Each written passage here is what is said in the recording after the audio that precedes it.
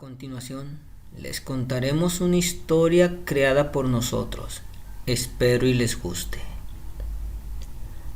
La siguiente historia llegó a mis manos por medio de un viejo amigo de mi abuelo. Me entregó un cuadernillo viejo y me dijo que ahí venían varias anécdotas que mi abuelo había vivido en el transcurso de su vida. Me entregó el cuadernillo y sin más se alejó sin decir alguna palabra. Me fui a mi casa y ya estando en mi cuarto me dispuse a leerlo. Era un poco extraño, ya que todas sus historias eran muy extrañas y escalofriantes, por no decir aterradoras. Les contaré una de tantas historias que ahí aparecen, que me llamó mucho la atención. Era el año de 1958. Me encontraba en un viaje en Argentina. Al llegar a la ciudad de Buenos Aires, me encontré con unos amigos que habían estado en la universidad.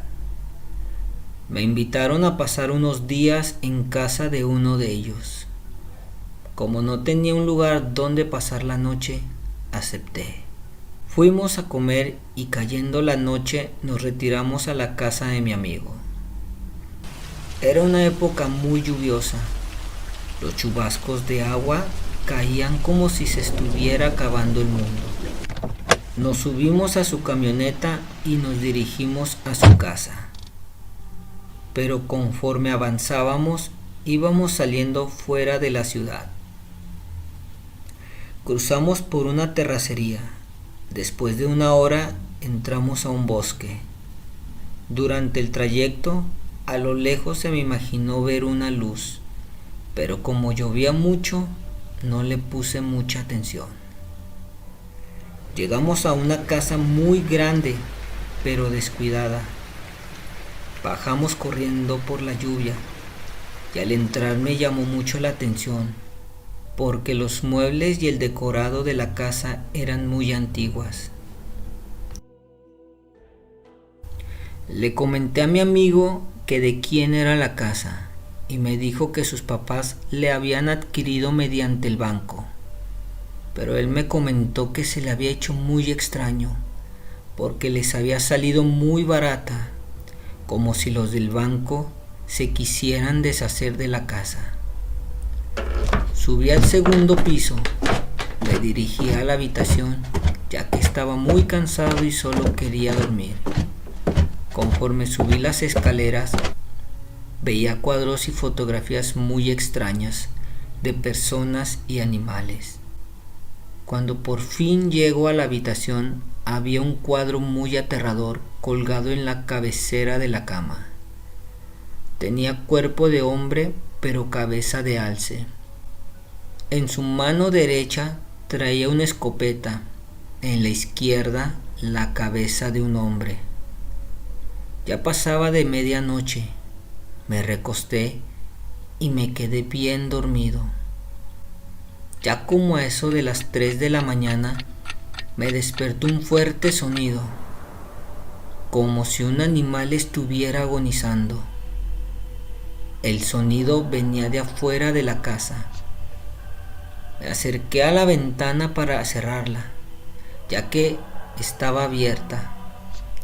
Al momento de cerrarla, se volvió a escuchar ese sonido, pero ahora más fuerte y aterrador. Entre lo oscuro, alcanzo a ver una persona que salió corriendo, pero antes de alejarse volteó y me vio, con unos ojos grandes y brillantes. Después se fue entre la oscuridad. En eso, entra mi amigo corriendo al cuarto, gritando y con cara de terror, lleno de sangre. Decía que nos teníamos que ir de inmediato. Le pregunté que dónde estaba nuestro amigo. Me dijo que muerto, que el alce le había cortado la cabeza.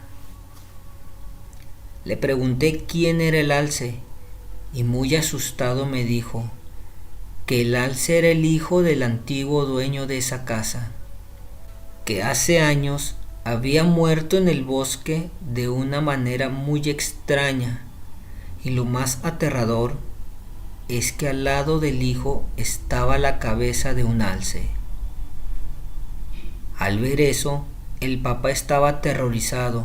Pasaron años y el papá, con el dolor que tenía por ver a su hijo, hizo un pacto con el diablo, pero les puso una condición: que si él revivía al hijo, lo haría, pero tendría la cabeza de alce en lugar de la suya. El padre, sin tener opción, aceptó, pero al revivir, el hijo asesinó a su padre y le cortó la cabeza.